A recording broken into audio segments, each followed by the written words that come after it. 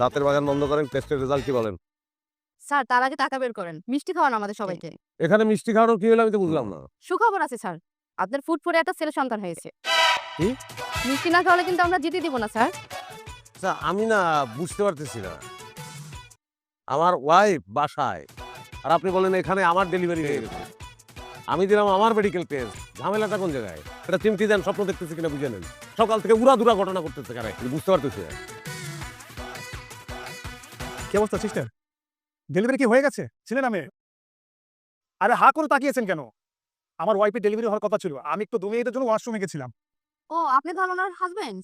ভাই আপনার কাবিন নামাটা এদের কাছে জমা দেন, নাইলে বিশ্বাস করবে না। সে এসে আমারে বলতেছে আমি তো পুরুষ মানুষ, আমার নাকি এখানে ডেলিভারি হয়ে গেছে, পুত্র সন্তান। তার মানে আমার ছেলে হয়েছে? আমি জানতাম আমার ছেলে হবে। কই জামালের মা? এই শোনেন, জামালকে আরে ভাই নামটা আগে থেকে ঠিক করে রাখছিলাম। এই ছেলে হওয়ার আগে নাম রেখে বলাইছে জামাল, জামালের মা করে চিল্লাই দিচ্ছে। আরে এটা কি পাগলের হসপিটাল নাকি? সরি স্যার, লোকটা তো এখানেই বসা ছিল, আমি ওনাকে আপনাকে বাঁচছি। আপনি সাহেব সাহেব, জি আমার নাম সাহেব। এটা আপনার রিপোর্ট। হ্যাঁ। স্যার রিপোর্ট বলছি আপনি কখনো বাবা হতে পারবেন না।